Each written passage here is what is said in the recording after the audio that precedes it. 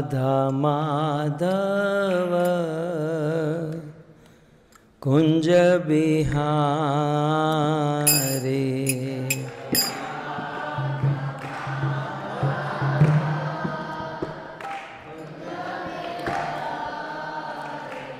जय गोपी जन वल्लभ गिरिवर धारी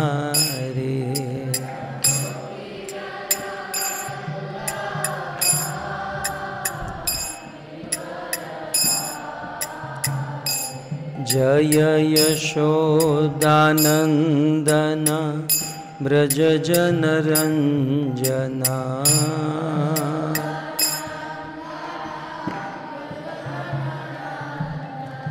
यशोदानंदन ब्रज जन रंजना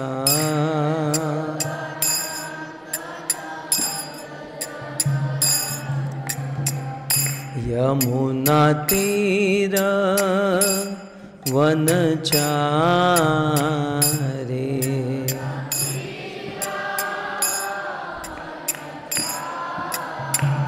यमुना तीर वनचारी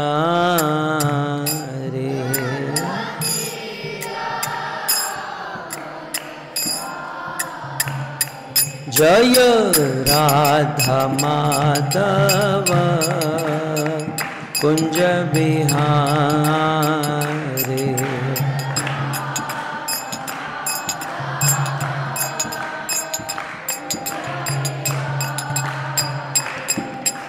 राधा माधव राधा माधव राधा माधव राधे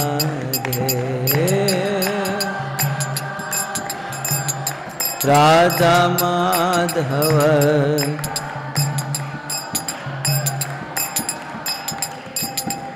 कृष्ण बलराम कृष्ण बलराम कृष्ण बलराम जय कृष्ण बलराम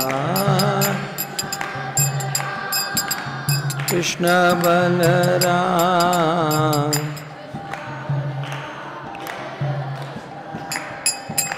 हाँ गौर निताय जय गौर निताय जय गौर निताय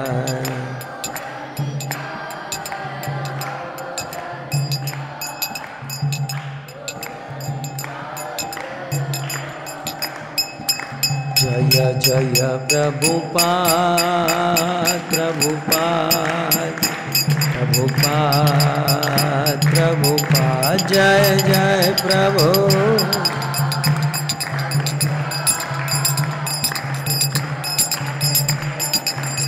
निताय गौर हरि बोल हरि बोल हरि बोल हरि बोल निताय गौर हरि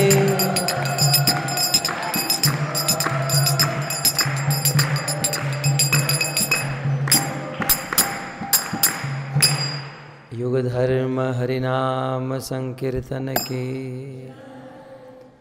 ओम नमो भगवते वासुदेवाय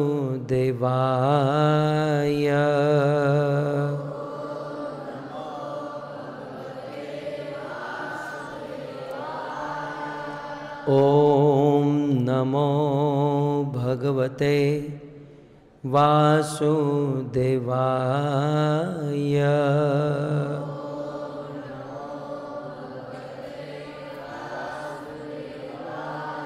ओम नमो भगवते वासुदेवाय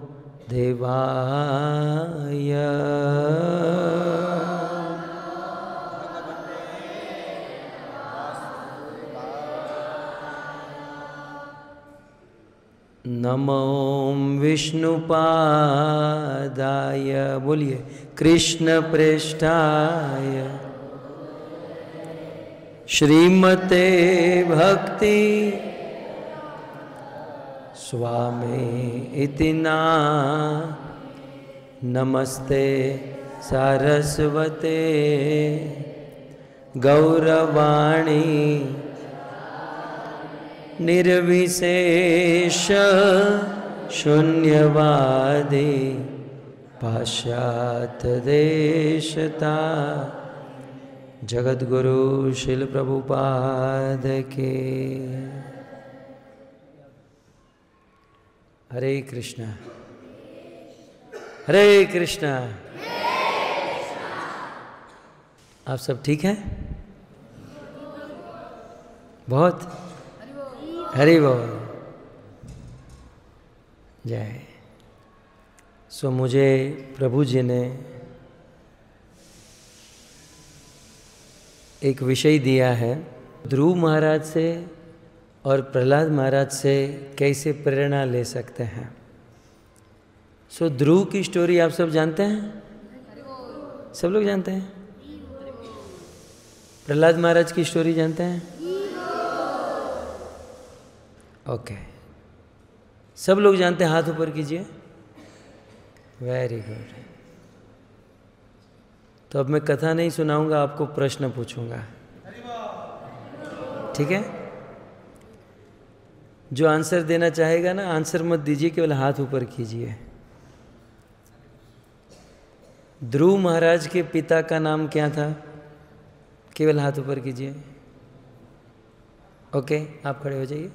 यस, क्या नाम है आपका? गोविंद। ध्रुव महाराज के पिता का नाम? वेरी गुड, हरि बोल। ओके, बैठ जाइए। सो गोविंद ने कहा ध्रुव महाराज के पिता का नाम था उत्तानपाद। ओके, उत्तानपाद के पिता का नाम क्या था? कौन बताएगा?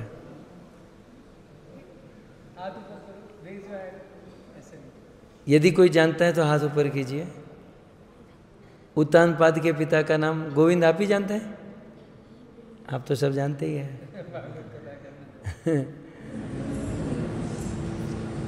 और कोई नहीं जानता?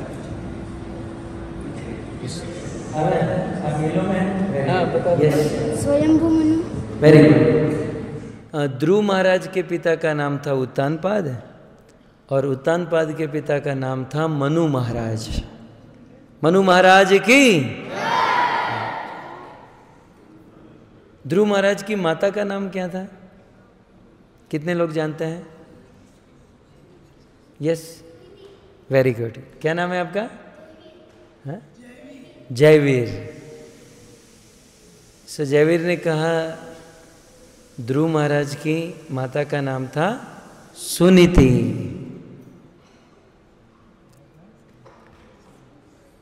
सो ध्रुव महाराज की माता सुनीति थी और पिताजी उत्तानपाद थे। उत्तानपाद ने ध्रुव महाराज को और उनकी माता को अपने घर से, अपने राज्य से निकाल दिया था, ठीक है ना? और राजा उत्तानपाद, उनकी दूसरी पत्नी सुरुचि और उनका पुत्र उत्तम, राइट, वो महल में रहते थे और सुनीति और ध्रुव वन में रहते थे, जंगल में रहते थे, कुटिया बनाकर रहते थे। बहुत स्ट्रगल करते थे, दिन भर काम करते थे और काम करने के बाद जो भी धन आदि मिलता था उसे जीवन चलाते थे, राइट। अब आप इमेजिन कर सकते हैं कि उत्तम बहुत बड़े महल में रहता है, राइट, और महल में रहकर हायर फैसिलिटी में रहता है, राइट। सो खाना पीना भी हायर फैसिलिटी में होगा, ड्राई फ्रूट्स खाता होगा, रोज मलाई खाता होगा, 56 भोग खाता होगा, डेली 56 भोग, और ध्रुव महाराज वन में, जंगल में रहते थे, कुटिया में रहते थे। सो नेचुरली कुटिया में तो 56 भोग मिलते नहीं होंगे, है ना, ठीक से भोजन भी नहीं मिलता था। तो यहाँ से एक शिक्षा हमें मिलती है, मेरी हिंदी समझ में आ रही है ना? तो यहाँ से एक शिक्षा मिलती है कि हायर फैसिलिटी में रहने वाला कोई बहुत बड़ा अचीवमेंट कर ले, ये ज़रूरी नहीं है। समझ रहे हैं आप? कई बार हम लोग सोचते हैं बड़े बाप का बेटा है, बहुत बड़े महल में रहता है, बहुत बड़े घर पे रहता है, बहुत अच्छा खाता है, बहुत अच्छे कपड़े पहनता है, इसका मतलब ये नहीं है कि वो बहुत बड़ा अचीवमेंट कर लेगा, राइट? क्योंकि उत्तम महल में रहता था, राजा के साथ रहता था, हायर फैसिलिटी में रहता था, लेकिन भगवान को प्राप्त नहीं कर पाया। इवन बहुत बड़े राज्य को भी प्राप्त नहीं कर पाया।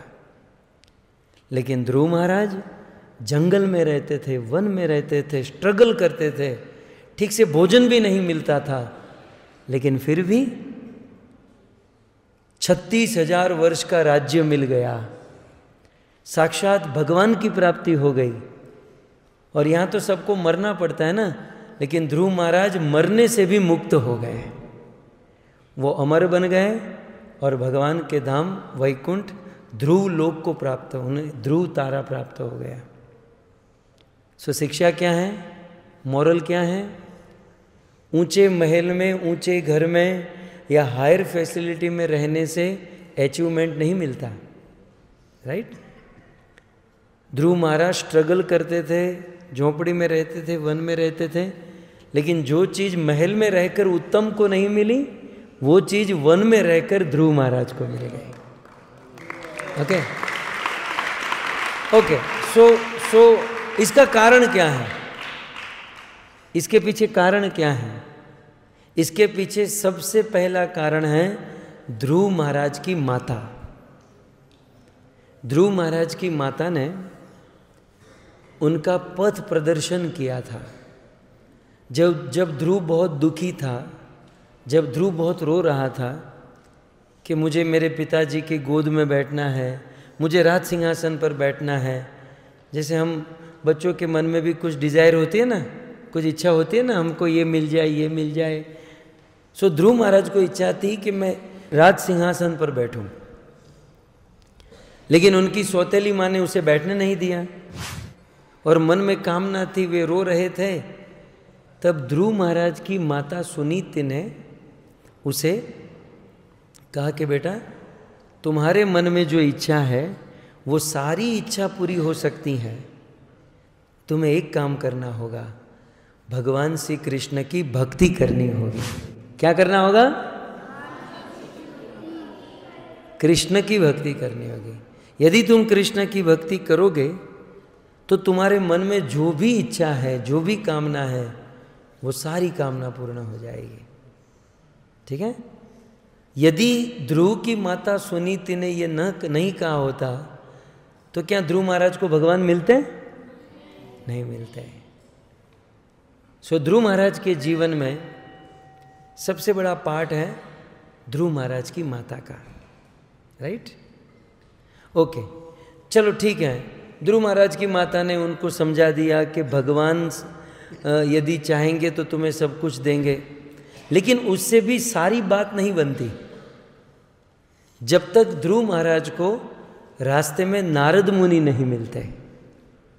ओके, ध्रुव महाराज तो घर से निकल गए, अब कहाँ जाना है, क्या करना है, भगवान कौन है, राइट? वो तो ध्रुव महाराज जानते नहीं थे। सो जब ध्रुव महाराज अपने घर से निकले तो उसे रास्ते में कौन मिले? कौन मिले? नारद मुनि। सो नारद मुनि, हाँ आप देख सकते हैं, वेरी गुड। सो इस प्रकार से नारद मुनि ध्रुव महाराज को रास्ते में मिले। ओके, और फिर नारद जी ने पूछा कि बेटा कहाँ जा रहे हो, इस घोर वन में अकेले अकेले क्या कर रहे हो?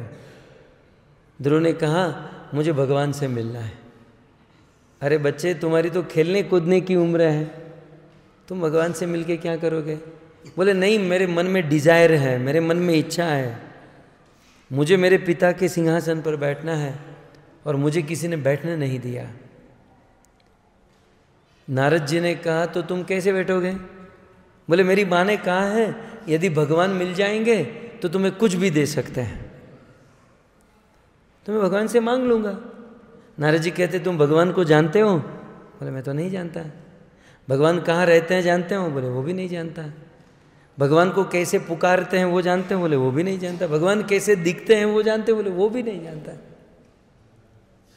तब ध्रुव महाराज ने कहा नारद मुनि को कि आप हमें बताइए भगवान कहाँ होते हैं, कैसे होते हैं, कैसे प्राप्त किया जाता है। तब नारद मुनि ने ध्रुव महाराज को सारा ज्ञान दिया कि भगवान वृंदावन में रहते हैं। वृंदावन को छोड़कर भगवान कभी भी बाहर नहीं जाते। भागवत में श्लोक हैं, तत्तात गच्छ भद्रम ते यमुनायास्ततम शुचि धन्य पुण्य मधुवनम धन्य सानिध्य नित्य दाहरे। सो मधुवन वृंदावन में जाओ और वहाँ पर आप जाकर भगवान का ध्यान करो, भगवान का नाम लो, उनकी भक्ति करो, भगवान मिल जाएंगे। सो नारद मुनि ने ध्रुव महाराज को ज्ञान दिया। और फिर आप सब जानते हैं नारद मुनि वृंदावन में आए, मधुवन में आए और यहाँ आकर तप किया और भगवान को पा गए। आगे की कथा बाद में सुनाऊं। यहाँ पर मेरा एक प्रश्न है, ध्यान से सुनिए। इस केस में ध्रुव महाराज के गुरु कौन है? तो फिर सुनीति कौन है?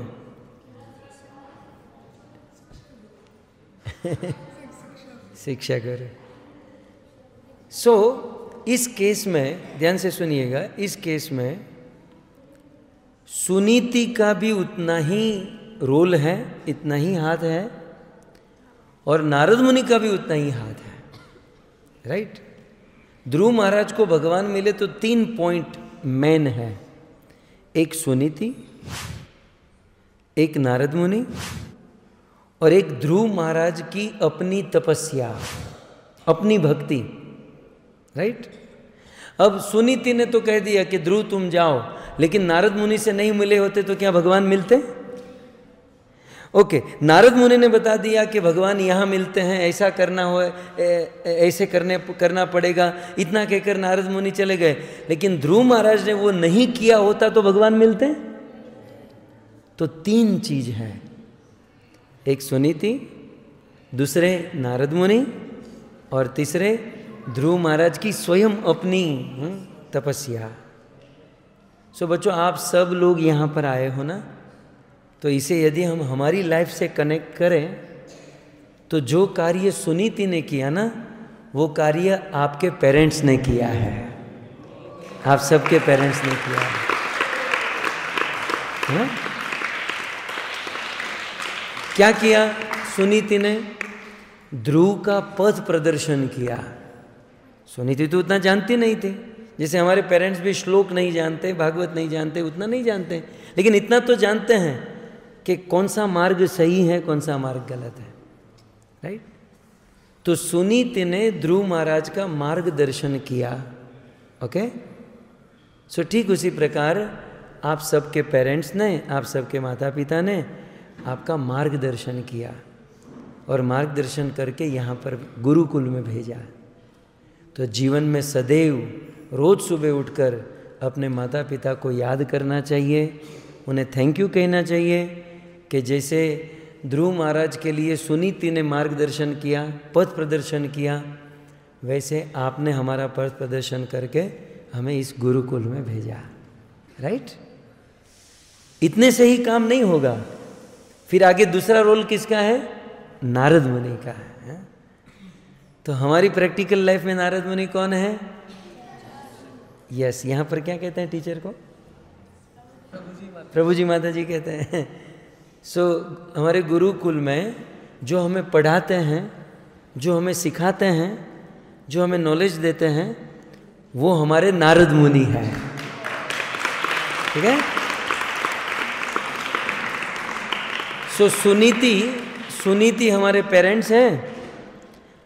और देखिए, याद रखिए, ध्रुव महाराज का जब उद्धार हुआ, नंद और सुनंद के साथ वो विमान में बैठकर जब वैकुंठ में जा रहे थे, तो ध्रुव महाराज ने क्या कहा? मुझे मत लेकर जाइए, मेरे से पहले मेरी माँ सुनीति को लेकर जाइए। राइट? सो आप जीवन में जितना भी प्रोग्रेस करोगे, राइट, लेकिन उस प्रोग्रेस के पीछे सबसे पहला हाथ आपके पेरेंट्स का माना जाएगा, माता पिता का माना जाएगा।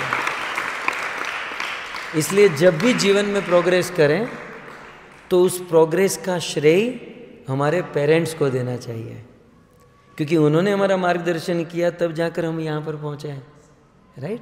सो ध्रुव महाराज, ये वही कथा है कि ध्रुव महाराज नंद और सुनंद को कहते हैं कि मुझे मत लेकर जाओ, पहले मेरी माता जी को लेकर जाओ, क्योंकि मैंने जो भी किया मेरी माता सुनीति के कहने पर किया।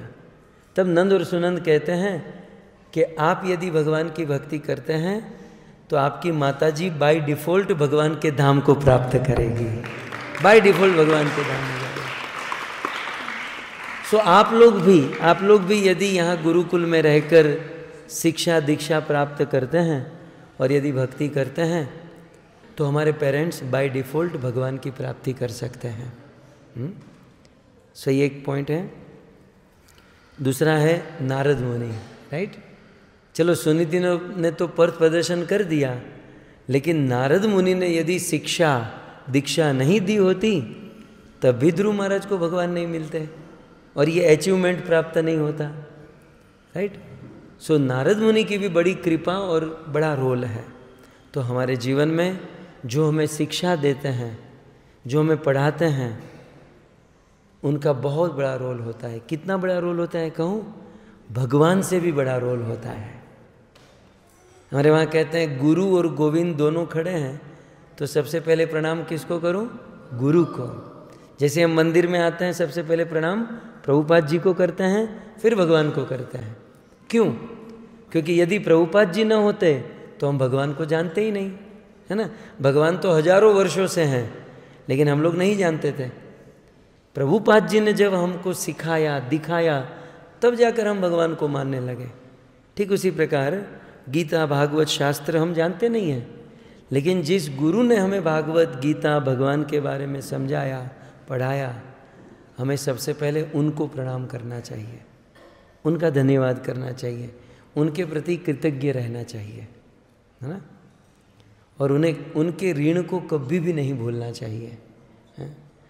श्रीमद् भागवत जी में महाराज सत्यव्रत अपने गुरु को कहते हैं कि यदि ब्रह्मा की आयुष्य मिल जाए, ब्रह्मा की आयुष्य जानते ना कितने खरब अरब वर्ष की है, ब्रह्मा की आयुष्य मिल जाए और अपने चमड़े की जूती बनाकर गुरु को पहनाया जाए, गुरु जी को दिया जाए, तब भी गुरु का ऋण हम नहीं चुका सकते। गुरु हमारे लिए इतना करते हैं, राइट। सो हमें सदैव गुरु के प्रति कृतज्ञ रहना चाहिए। और कभी हम शरारत करते हैं, कुछ गलती करते हैं और हमारे गुरु हमें डांटते भी हैं तो उसे प्रसाद समझना चाहिए, क्योंकि एक बात याद रखें, डांटता वही है जो हमसे प्रेम करता है।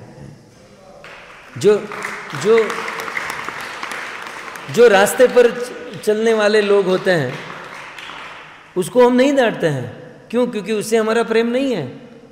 डांटते उसी को है जिससे प्रेम होता है। तो जब भी हमारे गुरु हमें डांटे ना, तो बाहर से तो हमें हमारी गलती को सुधारना है, लेकिन अंदर से प्रसन्न होना है। चलो गुरुजी ने हमें डांटा मतलब गुरुजी ने हमें अपना समझा है।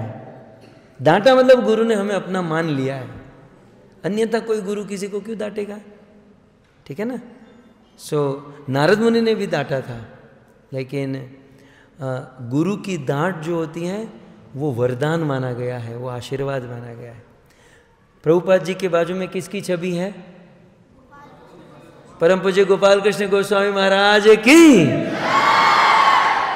शिल प्रभुपाद जी के शिष्यों में, वैसे तो सारे शिष्य प्रभुपाद जी के जितने भी शिष्य सब ज्वेल हैं, रत्न है, लेकिन यदि देखा जाए, थोड़ा सा विचार किया जाए, तो प्रभुपाद जी के शिष्यों में सबसे बड़ा अचीवमेंट किसी ने किया तो पूज्य गोपाल कृष्ण गोस्वामी महाराज हैं। सत्य बात है, इसमें कोई संशय नहीं है।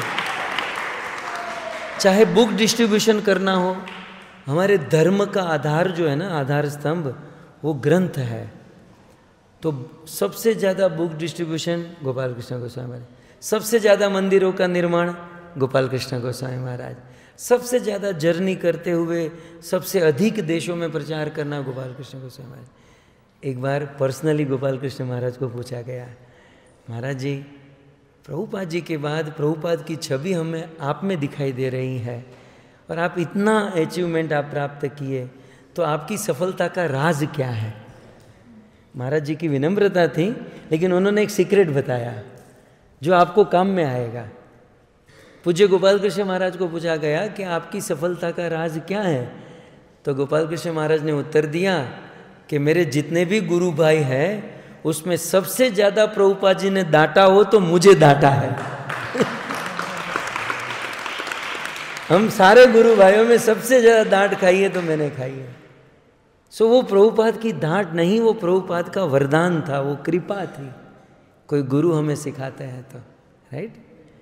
सो हम सब गुरुकुल में हैं और यदि कोई गुरु हमें शिक्षा देते हैं, कुछ सिखाते हैं, और कभी कभी क्या होता है, हम भी जब पढ़ते थे ना और हमारे गुरु हमें डांटते थे तो अच्छा नहीं लगता था, लेकिन जब हम बड़े हो गए, जब हम मैच्योर हो गए, तो आज हमें होता है कि वो जो डांटा था ना बहुत अच्छा था। यदि वो डांटा नहीं होता तो हम यहाँ पर नहीं बैठे होते। सो गुरुजनों की डांट उनका वरदान होता है। रामायण में एक वर्णन है, मुनि श्राप जो दीना अति भल कीना, परम अनुग्रह में माना। गुरुजनों की डांट अनुग्रह होता है, राइट। सो दो चीज हुई, सुनीति, सबसे पहला रोल सुनीति का जो हमारे पेरेंट्स का है, राइट। दूसरे आए नारद मुनि, जो हमारे गुरुकुल में जो गुरुज हैं, जो हमें शिक्षा देते हैं, वो नारद मुनि के रोल में है। लेकिन ये दो होते हुए भी अचीवमेंट नहीं होगा, भगवान नहीं मिलेंगे, हमारा काम नहीं बनेगा जब तक हम लोग मेहनत नहीं करेंगे।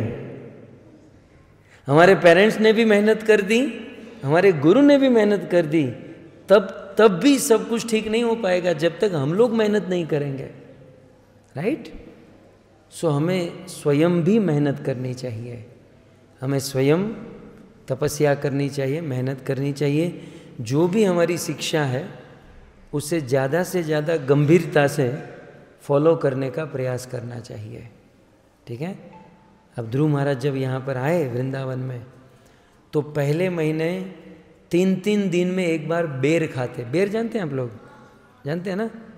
तो केवल 3-3 दिन में एक बार बेर खाते थे। फिर दूसरे महीने में 6-6 दिन में एक बार केवल पेड़ के सूखे पत्ते खाते थे, बेर खाना बंद कर दिया। फिर तीसरे महीने में खाना बंद, 9 दिन में एक बार केवल पानी पीते थे, और चौथे महीने में पानी पीना भी बंद कर दिया, है ना। तो आप लोग इतना मत कीजिएगा, लेकिन मेहनत करनी चाहिए, ओके। जब तक मेहनत नहीं करेंगे तब तक हमारी इच्छा पूर्ण नहीं होगी, हम जो चाहते हैं वो अचीवमेंट प्राप्त नहीं होगा, या भगवान प्राप्त नहीं होंगे। और मेहनत भी कैसे करनी है? जैसे गुरु ने सिखाया है वैसे मेहनत करनी है। और मेहनत करते समय एक चीज़ ध्यान रखनी है, हमारे मन को डाइवर्ट नहीं करना है। अब कहा गया कि ये श्लोक याद करना है तो बस उसी को फोकस करना है। जब हम प्रसाद पाते हैं तो केवल प्रसाद के ऊपर ही फोकस करना है। जब हम खेलते हैं, खेलने का टाइम देते हैं तो ठीक है, नहीं तो मैं बताऊं इनको, नहीं देते हैं। वो मना कर रहे हैं। जब हम खेलते हैं तो हमारा फोकस खेल के ऊपर होना चाहिए, राइट। जब हम भोजन करते हैं, प्रसाद लेते हैं, तो हमारा पूरा फोकस प्रसाद के ऊपर, उसका आनंद लेना है, वो टेस्ट लेना है, आनंद लेना है। और जब हम पढ़ाई करते हैं तो हमारा पूरा फोकस पढ़ाई पर होना चाहिए। जब हम चैंटिंग करते हैं तो पूरा फोकस महामंत्र के ऊपर होना चाहिए। हम जो कार्य कर रहे हैं उस कार्य में 100% फोकस करना चाहिए, तब जाकर रिजल्ट मिलेगा, नहीं तो रिजल्ट नहीं मिलेगा, ठीक है। महाभारत में एक प्रसंग है, अर्जुन, कौरव, पांडव, ये सब लोग गुरुकुल में गए, और गुरुकुल के आचार्य थे द्रोणाचार्य, कौन थे? द्रोणाचार्य हैं। सो द्रोणाचार्य ने कहा कि कल से आपको ये जो युद्ध की जो कला है सिखाना प्रारंभ करेंगे। आज केवल इतना ही है, जिसको जो हथियार अच्छा लगता है वो ले लीजिए। किसी ने धनुष उठाया, किसी ने तलवार उठाई, किसी ने गदा उठाई, जिसकी जो रुचि थी वो हथियार ले लिया। किसी ने भाला ले लिया, बोले हम ये चलाना सीखेंगे, हम तलवार चलाना सीखेंगे, अपनी अपनी रुचि के अनुसार सब ले लिया। और अब द्रोणाचार्य ने कहा कि संध्या का समय हो गया है, अब आप सब लोग सो जाओ, कल सुबह प्रैक्टिस शुरू करेंगे। ठीक है? तो सब सारे बच्चे अपने अपने रूम में जाके सो गए। आधी रात को 12 बजे अर्जुन को कुछ आवाज़ आई। अर्जुन का नाम है गुडाकेश। क्या नाम है? अपनी निद्रा पर जिसका पूर्ण कंट्रोल है, राइट? तो अर्जुन को आवाज़ आई, अर्जुन जग गए और जहाँ से आवाज़ आई थी खोजते खोजते वहाँ चले गए। कहा कि भाई कौन है यहाँ पर, कौन है, कौन है? तो भीम बोले मैं हूँ। बोले भैया आप यहाँ क्या कर रहे हो? बोले भूख लगी है। आपको रात को 12 बजे भूख लगती है? नहीं लगती है? अच्छी बात। कोई तो होगा मेरे जैसा पीछे से बोले मैं। सब लोग सो गए। अब रात को 12 बजे अर्जुन ने कहा भीम भैया आप यहाँ क्या कर रहे हो? बोले भूख लगी थी जोरदार। तो भूख लगी तो? बोले लड्डू खा रहा हूँ। अर्जुन के मन में प्रश्न हुआ कि रात को 12 बजे यहाँ तो लाइट भी होती थी, उस समय ये सब लाइट वाइट कुछ नहीं होता था। बोले मुझे मेरा हाथ नहीं दिखाई दे रहा है, और भैया आपने ये किचन भी खोज लिया, किचन में लड्डू का डिब्बा भी खोज लिया, और डिब्बा खोलकर लड्डू खा रहे तो सीधे आपके मुंह में ही जा रहा है, न कान में जा रहा है न नाक में जा रहा है, सीधे मुंह में ही जा रहा है। भैया ये हाउ पॉसिबल, ये कैसे पॉसिबल है? भीम ने कहा प्रैक्टिस, ओनली प्रैक्टिस, अभ्यास। देखो अर्जुन, मुझे खाने की जबरदस्त प्रैक्टिस है, और कहीं भी भोजन रखा हो मैं सूंघ लेता हूं, मैं पहुंच जाता हूं। अब इसको तो भोजन की प्रैक्टिस थी, लेकिन अर्जुन तो अर्जुन थे। अर्जुन को रात को 12 बजे एक बात समझ में आ गई कि यदि प्रैक्टिस करेंगे ना तो एवरीथिंग इज पॉसिबल, कुछ भी पॉसिबल हो सकता है प्रैक्टिस करने से, राइट? प्रैक्टिस का मतलब कोई चीज बारंबार बारंबार रिपीट रिपीट रिपीट रिपीट करते रहना, इसे कहते हैं अभ्यास। अभ्यास, प्रैक्टिस। और अर्जुन के मन में आ गया, और अर्जुन ने रात को 12 बजे अपना धनुष उठाया और बाणों को चलाने लगे। वो जो एक निशाना था, कल से प्रैक्टिस करनी थी, अर्जुन ने रात को 12 बजे से ही शुरू कर दिया। और जब अर्जुन के बाणों की आवाज आई तो द्रोणाचार्य जग गए, और द्रोणाचार्य आए, भाई अर्जुन बेटा क्या कर रहे हो? बोले गुरुजी मुझे अभी रात को 12 बजे भीम से पता चला है कि प्रैक्टिस करने से कुछ भी हो सकता है, तो अब मुझे टाइम वेस्ट नहीं करना है, मैं धनुष बाण चलाने की खूब प्रैक्टिस करूंगा और बहुत जल्दी धनुष बाण चलाना सीख जाऊंगा। ये उत्साह, राइट? ये उत्साह, ये उत्कंठा, ये लालसा जब गुरुजी द्रोणाचार्य ने देखी, तब अर्जुन को वरदान दे दिया, बेटा आज तूने मुझे प्रसन्न कर लिया, इसलिए मैं पूरी दुनिया का सर्वश्रेष्ठ धनुर्धर तुम्हें बना दूंगा, दुनिया का सबसे बड़ा। और अर्जुन पूरे ब्रह्मांड का सर्वश्रेष्ठ धनुर्धर बन गया। अर्जुन पूरी दुनिया का सर्वश्रेष्ठ धनुर्धर बन गया। सो हमें क्या करना है? जोर से प्रैक्टिस करनी है। जो भी हमें, जो श्लोक मिले, जो भी चीज मिले, और हाँ जो चीज हमको नहीं आती उसे बारंबार बारंबार रिपीट प्रैक्टिस करनी है। आपने वॉपदेव का नाम सुना है? शिल प्रभुपाद जी भागवत के परपोट में वॉपदेव को कोट करते हैं, हालांकि अलग सेंस में करते हैं, लेकिन आपको थोड़ा सा उत्साह मिले इसलिए मैं आपको कह रहा हूँ। एक लड़का था जिसका नाम था वॉबदेव। क्या नाम था? ये मध्यकालीन युग की घटना है, सत्य घटना है। वो आप लोगों की तरह गुरुकुल स्कूल में पढ़ता था लेकिन हर सब्जेक्ट में फेल होता था, एवरी सब्जेक्ट में फेल फेल फेल फेल। अब अन्य बच्चे आगे के ग्रेड में चले जाते, ये बेचारा एक ही ग्रेड में बैठा रहता था। जितने भी नए बच्चे आते वो आगे के बैच में चले जाते, ये एक ही बैच में बैठा रहता है। गांव वालों को पूछा जाए कि आप वॉबदेव को जानते? बोले हाँ, वो हमारे साथ पढ़ता था। पूरा गांव उसके साथ पढ़ के आगे निकल गया, वो बेचारा एक ही क्लास में बैठा रहता। ऐसे मंद बुद्धि का बेचारा, कुछ मतलब समझो मेरे जैसा आदमी था। मैं स्कूल में पढ़ता था ना, हमारे पासिंग मार्क्स होते थे 35, मुझे कभी 35 से ज़्यादा आया ही नहीं। और कभी 2-3 मार्क्स कम रह जाते थे ना, तो हमारे टीचर थोड़ा प्रमोशन प्रमोट कर देते थे, 2-4 एक्स्ट्रा मार्क्स देकर हमें पास कर देते थे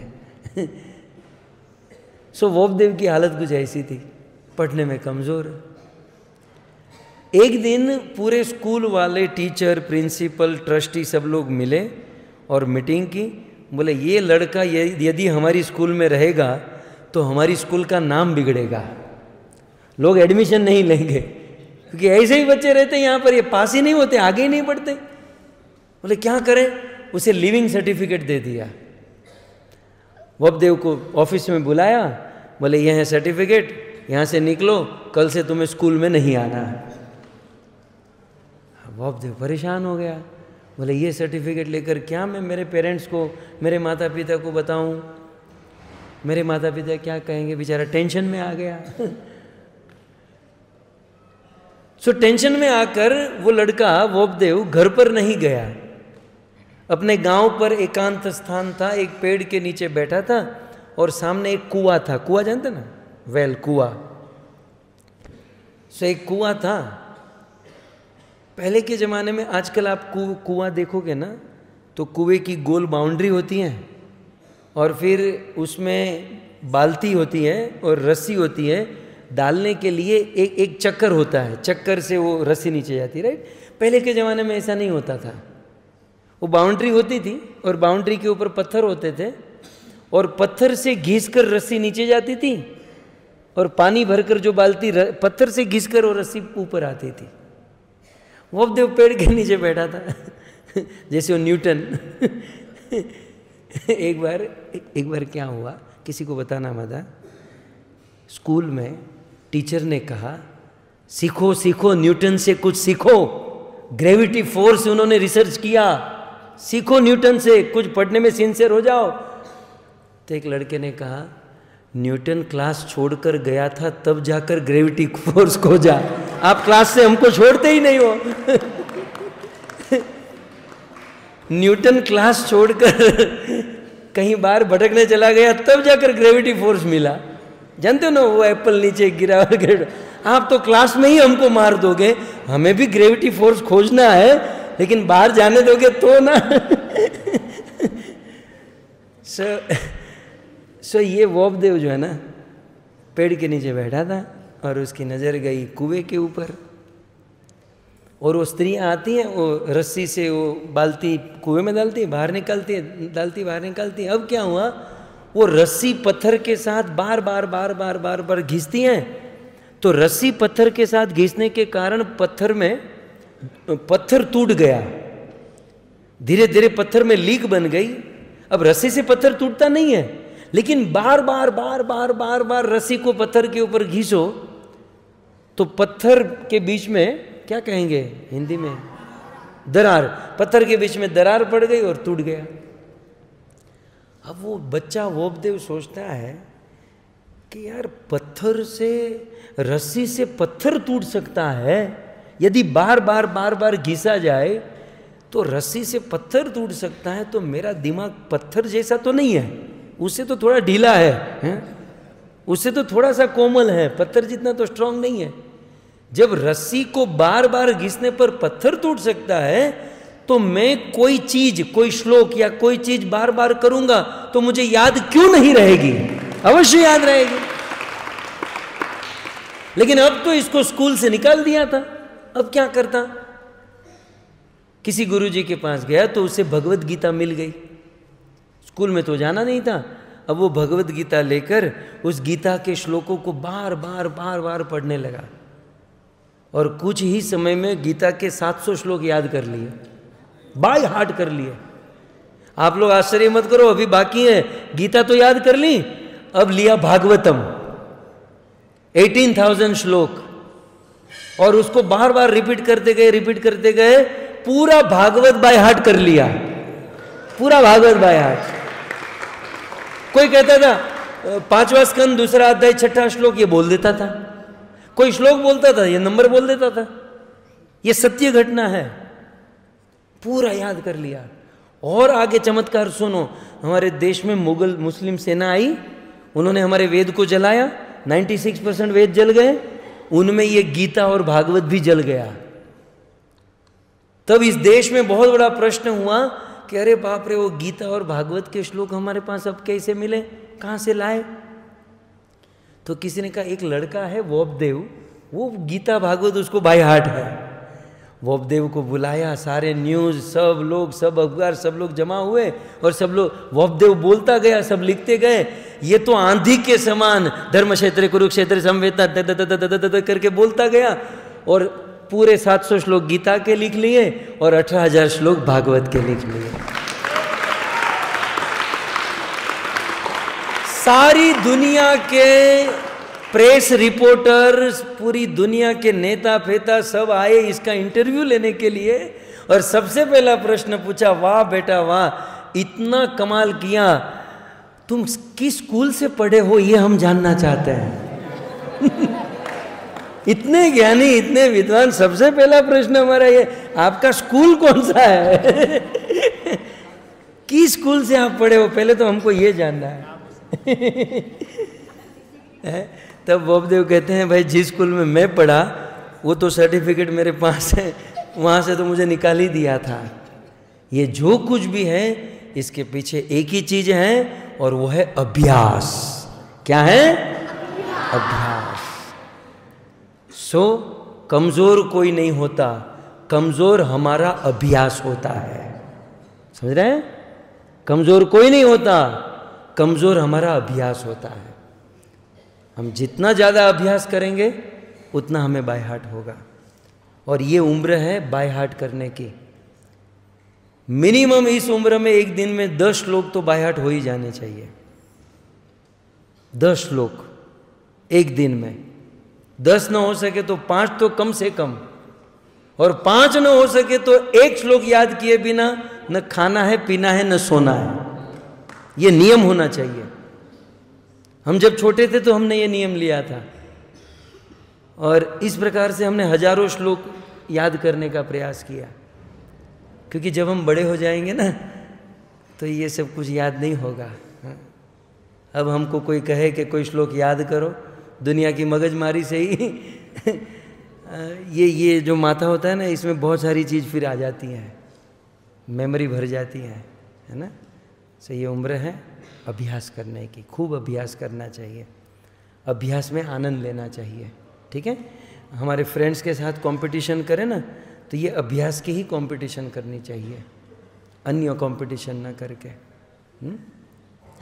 सो गीता में भी कृष्ण कहते हैं कि अभ्यास करने से सब समर्थ हो सकता है। और अभ्यास करते समय एक चीज का ध्यान रखना है, हमारी बुद्धि एकाग्र होनी चाहिए। गीता के अनुसार कहूँ, बहुशाखा अनंतास्य बुद्धयो अव्यवसायी नाम। यदि जब हम अभ्यास करते हैं उस समय हमारी बुद्धि, हमारा मन बहुत जगह पर डाइवर्ट होगा तो हम कुछ याद नहीं कर पाएंगे, फोकस नहीं कर पाएंगे। इसलिए हमें पूरा प्रयास करना चाहिए कि हम फोकस रहे, अन्य किसी चीज़ पर हमारा मन न जाए हैं? और जिसका मन अन्य चीज़ पर जाता है, जो बहुत चंचल रहता है, उनका ज़्यादा एसोसिएशन भी नहीं करना है। जो अभ्यास करता है उनसे फ्रेंडशिप रखनी है, उनका एसोसिएशन करना है और आगे बढ़ना है। अर्जुन, आइए अर्जुन की हम बात कर रहे थे ना। कि कैसे फोकस करना है, कैसे एकाग्र रहना है। दूसरे दिन द्रोणाचार्य ने कहा कि सब लोग अपना हथियार हाथ में पकड़ लो। सबने पकड़ लिया। फिर द्रोणाचार्य एक पेड़, एक वृक्ष के पास लेकर आए और द्रोणाचार्य ने युधिष्ठिर महाराज को कहा कि युधिष्ठिर धनुष बाण चढ़ाओ। चढ़ाया। बोले देखो ये पेड़, डाली क्या दिखाई दे रहा है? युधिष्ठिर महाराज ने कहा महाराज बादल भी दिखाई दे रहे हैं, पेड़ भी दिखाई दे रहे हैं, डाली भी दिखाई दे रही है, पक्षी भी दिखाई दे रहे हैं, सब कुछ तो दिखाई दे रहा है? द्रोणाचार्य ने कहा तू साइड में हो जा, भीम तुम आओ जरा, धनुष बाण चढ़ाओ, देखो क्या दिखाई दे रहा है। अरे गुरुजी वो मैंगो दिखाई दे रही है, आप कहो तो मैंगो तोड़ू, नीचे गिरेगी, एक आप खाना एक मैं खाऊंगा। द्रोणाचार्य कहते साइड में हो जा, बाजू में हो जा। दुर्योधन का टर्न आया, गुरुजी क्या करना है? धनुष बाण चढ़ाओ। दुर्योधन ने धनुष बाण चढ़ाया। दुर्योधन क्या दिखाई दे रहा है? गुरुजी बादल भी दिखाई दे रहे, डाली भी दिखाई दे रही है, मैंगो भी मुझे आप भी दिखाई दे रहा है। धनुष गुरुजी के ऊपर किया, मुझे तो आप भी दिखाई दे रहे हैं, किसके ऊपर चलाना? बोले तू तो साइड में ही हो जा, तेरी जरूरत नहीं है। फिर अर्जुन का टर्न आया, राइट? और द्रोणाचार्य ने कहा अर्जुन देखो क्या दिखाई दे रहा है? बोले गुरुजी मुझे केवल और केवल पक्षी की आंख दिखाई दे रही है, मुझे और कुछ नहीं दिखाई दे रहा है, मुझे केवल पक्षी की आंख दिखाई दे रही है, आप कहो तो चला दूं? द्रोणाचार्य ने कहा चला दे, और बाण चलाया सीधे पक्षी की आंख में। एकाग्र बुद्धि आप देख सकते हैं, एकाग्र बुद्धि। हालांकि बादल भी थे, हैं, वृक्ष भी था, मैंगो भी, सब कुछ था, लेकिन अर्जुन फोकस्ड थे। जो कार्य करना है उसी का लक्ष्य रखना है, राइट? जब इस प्रकार से चलेंगे तो हम सफल हो पाएंगे। ध्रुव महाराज से मुझे तत्कालीन इतना समझ में आ रहा है जो प्रभु जी ने कहा। अब थोड़ा प्रहलाद महाराज में चले। आइए प्रहलाद महाराज से, फिर आपके कुछ क्वेश्चन हो गए तो आप पूछ सकते हैं। मैं 5-10 मिनट प्रहलाद महाराज के ऊपर कुछ बोलूं। प्रहलाद महाराज के जीवन से हमें क्या सीखना है? सबसे पहली बात, आप सब लोग जानते हैं प्रहलाद महाराज को उनके पिता हिरण्यकशिपु ने बहुत दुख दिया, राइट? प्रहलाद महाराज को मारने का प्रयास किया, राइट? लेकिन फिर भी प्रहलाद महाराज ने भक्ति नहीं छोड़ी, ये भक्ति करते रहे। हमारे जीवन में हिरण्यकशिपु हो चाहे कोई भी हो, हमारे जीवन में यदि कोई भी दुख आए, उस दुख को लेकर हमें हमारे कार्य को नहीं छोड़ना है। अच्छा, प्रहलाद महाराज के गुरु कौन थे? हाथ ऊपर कीजिए। कितने लोग जानते हैं? आप बोलिए।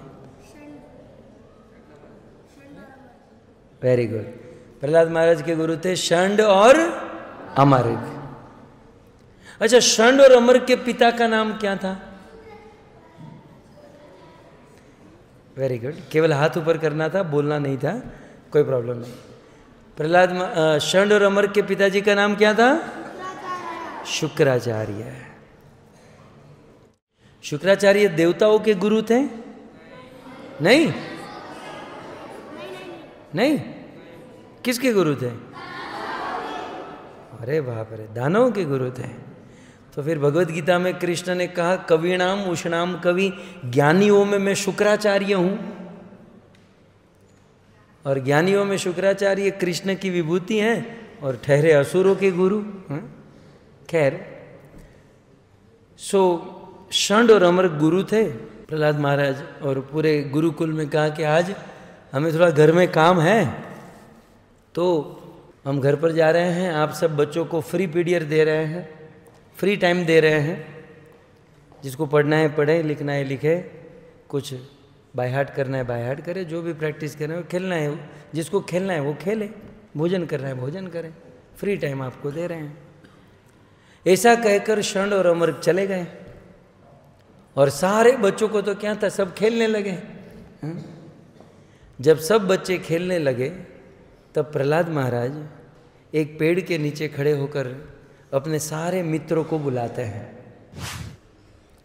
और सारे मित्रों को बुलाकर उनसे कहते हैं कि हे मेरे मित्रों, मैं आपसे कुछ कहना चाहता हूँ, मेरी बात सुनो।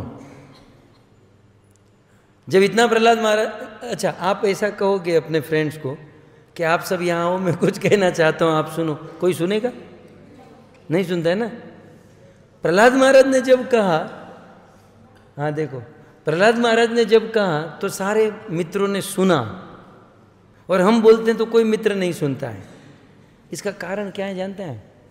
इसका कारण ये है, हमारी बात हमारे फ्रेंड्स तब सुनेंगे जब हम आचरण करेंगे। आचरण समझते हैं आप? ये जो भगवत गीता, भागवत, ये आपके गुरुकुल के जो नियम है, रूल्स एंड रेगुलेशंस हैं, वो अच्छे से आप फॉलो करोगे ना, तो कोई भी आदमी आपकी बात सुनेगा, नहीं तो हमारी बात कोई नहीं सुनेगा, राइट? सो यदि हम चाहते हैं कि 2-5 लोग या लोग हमारी बातें सुने, तो हमें अच्छा आचरण करना चाहिए, अच्छा आचरण। और अच्छे आचरण में जो बेसिक चीज होती है, दूसरों की सेवा, दूसरों से प्रेम, कभी क्रोध नहीं करना, कभी चिल्लाना नहीं, कभी डांटना नहीं। जब ऐसा आचरण करेंगे तो जब हम बोलेंगे तो सब हमारी बात सुनेंगे, है ना। सो प्रहलाद महाराज ऐसे थे। प्रहलाद ने कहा, है मेरे मित्रों, मैं आपको कुछ सुनाना चाहता हूँ, आप आओगे? सारे बच्चे अपना सारा खेल कूद छोड़कर प्रहलाद के पास आकर बैठ गए हैं? और प्रहलाद महाराज कहते हैं कि ये जो मनुष्य जीवन मिला है, ये बहुत दुर्लभ है। आप जानते हैं, हम सब लोग, ये ह्यूमन बॉडी मिली है ना, ये मानव शरीर, वो रैंडमली नहीं मिला है। ये 84 लाख योनियों में जन्म लेना मरना, जन्म लेना मरना, जन्म लेना मरना, 84 लाख टाइम्स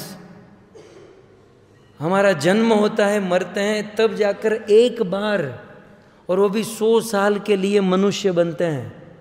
और उसमें यदि हम भक्ति नहीं किए तो फिर से 84 लाख की योनि, योनि जानते ना, कभी गधा बन गए, बनना चाहोगे? कभी घोड़ा बन गए, कभी कुत्ता बन गए, कभी बंदर बन गए हैं, कभी मछली बन गए, कभी क्रोकोडाइल बन गए हैं, कभी पेड़ पौधे बन गए, है ना। सो ये सब दुखदायी है। सो 84 लाख की योनियों में भ्रमण करने के बाद बड़ी मुश्किल से मनुष्य जीवन मिलता है। और ये मनुष्य जीवन ही एक ऐसा जीवन है जिसमें भक्ति करके 84 लाख की योनि की जो साइकिल है उससे हम बाहर निकल सकते हैं, जन्म मृत्यु के बंधन से मुक्त हो सकते हैं। जो हैप्पीनेस, जो सुख खोज रहे हैं, वो वास्तविक सुख प्राप्त कर सकते हैं मनुष्य जीवन में।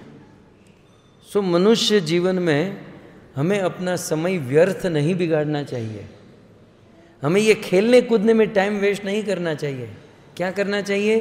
कौमार आचरेत प्राज्ञो धर्मान भागवतानि है दुर्लभम मानुषम जन्म तदप्य ध्रुव हर्तदाम। आप सब जानते हैं ये भागवत धर्म का आचरण कौमार आचरेत, कुमार अवस्था से ही इसका आचरण करना चाहिए। सो कौमार आचरेत प्राज्ञो, कुमार प्राज्ञ माने बुद्धिमान वो है जो खेलने कूदने में टाइम वेस्ट नहीं करता है, जो अपने जीवन का टाइम भागवत धर्म का पालन करने में करता है। सो बचपन से ही हमें भागवत धर्म का पालन करना चाहिए। भगवत गीता, भागवत, हरि नाम, ये बचपन से ही करना चाहिए। प्रहलाद महाराज कहते हैं क्योंकि जब बड़े हो जाएंगे तो हमारे पास ये सब करने का टाइम नहीं मिलेगा। वो आगे कहते हैं कथम प्रियायाम अनुकंपितायाम संगे रहस्य रुचिरांश मंत्रान सुहत सुतत स्नेह शीत शिशूनाम कलाक्षराणाम अनुरक्त चित्त त्यजेत कोशस्कृदिवेह मान कर्माणि लोभान अनुतृप्त काम औपस्थे जेहम बहुमन्यमान कथम विरज्येत दुरंत मोह। जब हम बड़े होंगे ना, तो फिर बड़े होंगे तो माता पिता शादी भी करा देंगे, ऐसे तो रखेंगे नहीं। मंदिर में ब्रह्मचारी हो इनकी तरह तब तो अच्छी बात है, लेकिन यदि गृहस्थ बन गए शादी करनी पड़ेगी। शादी करेंगे, आप जानते हो एक पत्नी को चलाना पूरी दुनिया को चलाने के बराबर होता है, पूरी दुनिया को चलाने के बराबर है। सो फिर काम धंधा करना पड़ेगा, कुछ जॉब करनी पड़ेगी, बिजनेस करना पड़ेगा, उसमें भी स्ट्रगल करनी पड़ेगी। और उस स्ट्रगल अवस्था में कहाँ ये सब भजन भक्ति, ये श्लोक, ये साधना, ये सब कुछ नहीं हो सकता है। और जब शादी हो गई तो फिर बच्चे होंगे, फिर बच्चे होंगे, उसको बड़ा करना, उसमें भी स्ट्रगल। बस उसी जीवन में हम वैसे फंस जाएंगे जैसे रेशम का कीड़ा अपने मुख से लार निकालता है, अपना घर बनाता है, और अपने ही लार ग्रंथि से घर बनाते बनाते बनाते अपने ही घर में फंस जाता है। तो हम लोग अपने ही घर गृहस्थी, अपने ही जंजाल में ऐसे फंसेंगे जैसे रेशम का कीड़ा। क्या बात है, सब ब्रह्मचारी बनने वाला है जैसे रेशम का कीड़ा। माथा पटक पटक के अपना प्राण छोड़ देता है। हाँ माथा ये श्लोक में क्या लिखा है बताए, कथम प्रिया। शादी के बाद वो जो प्रिया होती है ना, पत्नी, शादी के बाद बहुत अच्छी लगती है। आप कहोगे पानी लाओ तो वो दूध ला कर देती है, स्वामी दूध लीजिए दूध लीजिए। शुरू शुरू में ऐसा होता है। शुरू में क्या होता है, पति बोलता है ना और पत्नी सुनती है जी जी जी। फिर थोड़ा टाइम बीत जाता है, फिर पत्नी बोलती है, पति सुनता है। मेरे लिए साड़ी लेकर नहीं आए ना तो टांगे तोड़ दूंगी। आज शाम का भोजन नहीं मिलेगा यदि ये नहीं लेकर आए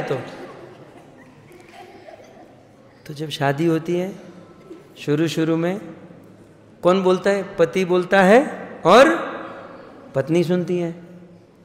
शादी के कुछ टाइम बाद पत्नी बोलती है और पति सुनता है। और शादी के 5 साल बाद पति पत्नी दोनों बोलते हैं, पड़ोसी सुनते हैं। झगड़ा, इतना झगड़ा होता है। लेकिन शुरू में प्रहलाद महाराज कहते हैं अनुकंपिताया, पानी मांगोगे दूध देगी, एकांत में बैठकर प्रेम भरी बातें करेगी, और उस प्रेम भरी बातों में कहाँ भगवान याद आएंगे हैं? और फिर संसार की ठोकर लगेगी यहाँ से वहाँ।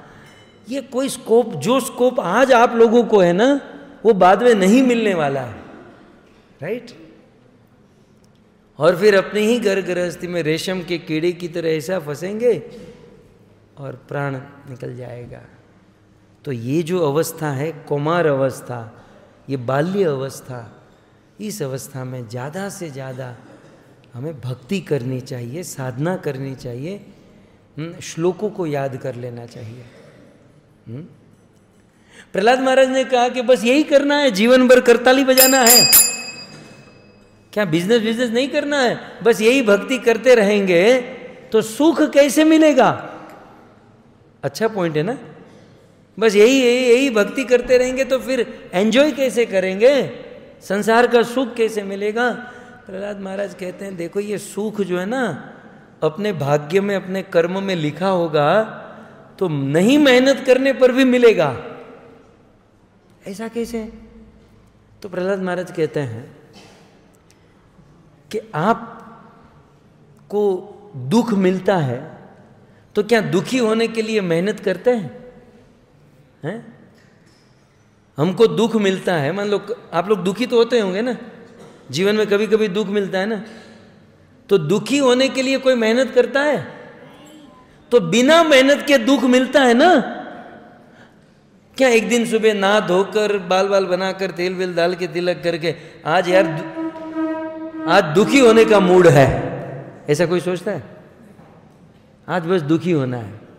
नहीं, लेकिन फिर भी दुख होता है। जैसे बिना मेहनत के दुख मिला ना, वैसे ही बिना मेहनत के सुख भी मिलेगा। सुखी होने के लिए थोड़ा बहुत प्रयास ठीक है, महा मेहनत हार्ड वर्किंग ये सब करने की जरूरत नहीं है, हैं? अब देखो हम लोग गृहस्थी बन गए, ये 2-3 ब्रह्मचारी हैं यहाँ पर।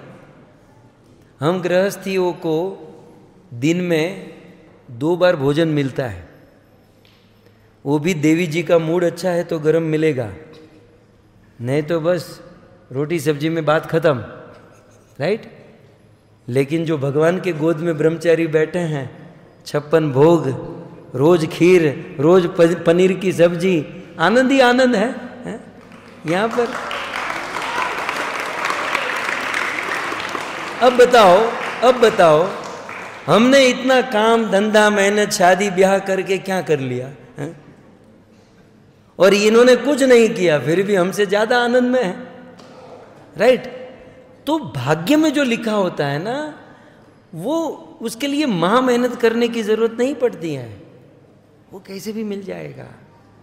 आप समझे, प्रहलाद महाराज ये समझाते हैं। सो मनुष्य जीवन मिला है तो हमें उस चीज के लिए मेहनत करनी चाहिए जो अन्य योनियों में हम प्राप्त नहीं कर सकते, और वो है भगवान की भक्ति। ठीक है, हरे कृष्णा।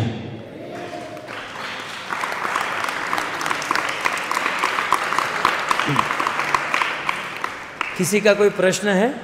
यस। आपने कहा कि अगर भैंस पाल रहा है तो हमें तपस्या करनी पड़ेगी, मेहनत करनी पड़ेगी। आप कहते हैं सुख अपने आप आएगा, उसको मेहनत नहीं करनी। यस, वेरी गुड, बहुत गुड। कुछ पाना है तो तपस्या मेहनत करनी पड़ेगी। वो किस सेंस में कह रहा था? अध्यात्म अचीवमेंट। अध्यात्म अचीवमेंट पाने के लिए मेहनत करनी पड़ेगी, और भौतिक सुख भाग्य से मिलेगा। उसके लिए थोड़ी बहुत मेहनत है, बाकी जो भाग्य में होगा उतना ही मिलेगा। इसको एक सूत्र के रूप में कह दूं, सुख दुख मान अपमान हानि लाभ ये सब कुछ भाग्य से मिलता है, लेकिन भक्ति और प्रेम मेहनत से मिलता है ना, ये बात। और कोई प्रश्न है? Very good. इतनी छोटी उम्र में भगवान को पाना है बोले हम भगवान को कैसे पा सकते हैं? एक ही चीज है, गुरु के मार्गदर्शन में रहकर भगवान की भक्ति करने से। अपने मनमाने ढंग से भक्ति करेंगे तो बहुत देरी हो जाएगी। कोई गुरु के मार्गदर्शन में भक्ति करेंगे, भगवान को तुरंत पा जाएंगे, जैसे ध्रुव महाराज पा गए। ठीक है, धन्यवाद। प्रभु जी आप। हरे कृष्ण। प्रभु जी, आपने अभ्यास के लिए जैसे आपने बताया कि जैसे वॉक की स्टोरी सुनाई ऐसे करके, तो लेकिन कभी क्या होता है कि हमारे जैसे इतने सारे फेस्टिवल्स पड़ते हैं, इतना सारा, तो मतलब कभी ऐसा लगता है हर चीज़ को सेलिब्रेट भी करो, तो मतलब इतना फोकस फिर कैसे मतलब सारी चीज़ों पे एक साथ मतलब मेंटेन कर पाए? मतलब डिस्ट्रैक्शंस भी कहीं एक्चुअली वो डिस्ट्रैक्शंस नहीं कहेंगे, मतलब लगता है कि चलो कृपा है, सारा सब कुछ करना है, बट लेकिन अगर आप एक पर्टिकुलर फोकस करते हो, किस चीज़ को कर रहे हो, तो कैसे इस चीज़ को नहीं, बहुत सुन। इनका प्रश्न है कि अभ्यास करना चाहिए, लेकिन हमारे वहाँ फेस्टिवल्स इतने होते हैं, तो अभ्यास और फेस्टिवल को कैसे मैनेज करें? ये तो बहुत अच्छी बात है। यदि हम अभ्यास करते रहेंगे और बीच बीच में फेस्टिवल होंगे, तो हमारा अभ्यास उस फेस्टिवल में हम प्रेजेंट करेंगे, हमारा भी उत्साह बढ़ेगा, लोगों का भी उत्साह बढ़ेगा, और जोर से अभ्यास करेंगे, है ना। हमारा तो ऐसा ही हुआ ना, थोड़ा बहुत भागवत थोड़ा बहुत सुने पढ़े थे, बोलते गए, लोग सुनते गए, फेस्टिवल होते गए, अभ्यास बढ़ता गया, ऐसे ही आगे बढ़ते गए। तो फेस्टिवल हमारा उत्साह बढ़ाता है। फेस्टिवल केवल एक ही चीज़ के लिए है, उत्सव उत्साह के लिए होता है, और उस उत्साह से हमें अभ्यास में और आगे बढ़ना है, तो मैनेज करके चलना होगा। ठीक है, धन्यवाद। यस। आपने कहा कि हमें हर चीज एकाग्रता से करनी चाहिए, लेकिन वो एकाग्रता हमारे अंदर कैसे आएगी? Very good. एकाग्रता को लाने के लिए एक सात्विक भोजन, सात्विक आहार, दूसरा युक्त आहार, जरूरत से ज़्यादा भी भोजन नहीं, जरूरत से कम भोजन नहीं, नींद को भी युक्त, ज़्यादा भी नहीं कम भी नहीं, राइट। ये सब करना, और 2 चीज़, हरि नाम के ऊपर फोकस करना, चैंटिंग अच्छे से करना, और लास्ट जो एकाग्र लोग हैं उसका एसोसिएशन करना, इन पर ध्यान रखेंगे तो हमारी एकाग्रता बढ़ते जाएगी। ठीक है, धन्यवाद। यस आप क्या? वाह, वेरी गुड। भगवान से प्रेम कैसे करें? पहले तो ये तो समझ चुके हैं भगवान से प्रेम करें, राइट? सो भगवान से प्रेम करने का तरीका सबका अलग अलग हो सकता है, सब अलग अलग रूप से कर सकते हैं। कुछ लोग भगवान का नाम लेकर प्रेम करते हैं, कुछ लोग भगवान की कथा सुनकर प्रेम करते हैं, कुछ लोग भगवान के लिए भोजन बनाकर उससे प्रेम करते हैं, कुछ लोग भगवान के लिए माला बनाकर उससे प्रेम करते हैं, कुछ लोग भगवान की आरती करके उनसे प्रेम करते हैं। ये सारी नवधा भक्ति है, भगवान को प्रेम करने का ही तरीका है। जिसको जिसमें ज़्यादा रुचि है वो ज़्यादा कार्य करना चाहिए। ठीक है, सो नवधा भक्ति से भगवान को प्रेम करना है। ठीक है, धन्यवाद।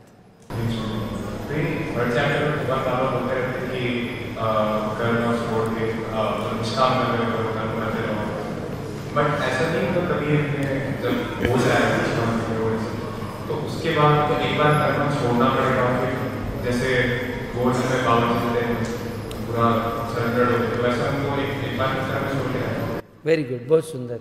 गीता में कृष्ण कहते हैं कर्म करो, निष्काम कर्म करो, राइट?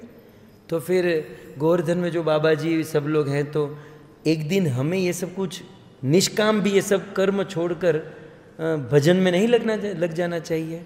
बहुत सुंदर है, ये बड़ा टेक्निकल पॉइंट है। हमें अपने कर्म करते रहने हैं, हमें अपने कर्तव्य करते रहने हैं, सेवा साधना करती रहनी है, छोड़ना नहीं है, अपनी ओर से छोड़ना नहीं है। अपने आप को इतना परिपक्व कर ले कि वो अपने आप छूट जाए। टर्म समझ रहे हैं? छोड़ना नहीं है, छूट गया वो बेटर है। यदि हम छोड़ेंगे तो इमैच्योर रहेंगे, अपरिपक्व रहेंगे, और अपरिपक्व होते हुए छोड़ना ठीक नहीं है। कृष्ण इसी के ऊपर फोकस करें, छोड़ो मत, छोड़ो मत, छोड़ो मत। जब छोड़ने का टाइम आएगा ना, तो हमको छोड़ना नहीं पड़ेगा, वो अपने आप छूट जाएगा, राइट? तो हमें फोकस करना है अपनी साधना, भक्ति और कर्म के ऊपर। समय आएगा अपने आप छूट जाएगा। समझे? ये यस बेटा। मतलब जैसे आपने बताया कि श्रीमद् भागवतम और भगवद गीता पढ़नी चाहिए, तो इन दोनों का रस क्या है? रस जैसे इनका एसेंस क्या है हमारे जीवन में? वेरी गुड, बैठिए। भगवद गीता जो है, भगवद गीता हमें जीना सिखाती है, हमें कैसे जीना चाहिए। और जब जीवन जीते हैं बहुत सारी प्रॉब्लम्स भी आती हैं, तो गीता यदि जानते हैं तो सारे प्रॉब्लम का सॉल्यूशन हमारे पास होगा। जब भी हमारे माइंड में प्रॉब्लम आएगी, भगवद गीता का कोई श्लोक, कोई टर्म्स हम लागू करेंगे, उसका सॉल्यूशन हमको क्लीन दिखाई देगा। सो भगवद गीता हमें जीना सिखाती है, भागवत हमें मरना सिखाती है।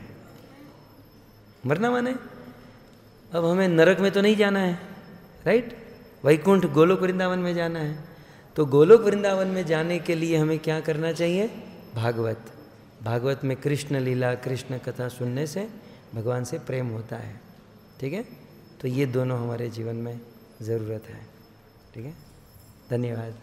बहुत अच्छी जिज्ञासा है बच्चों की, बहुत बढ़िया है। धन्यवाद देते हैं सब महामंत्र बोल के।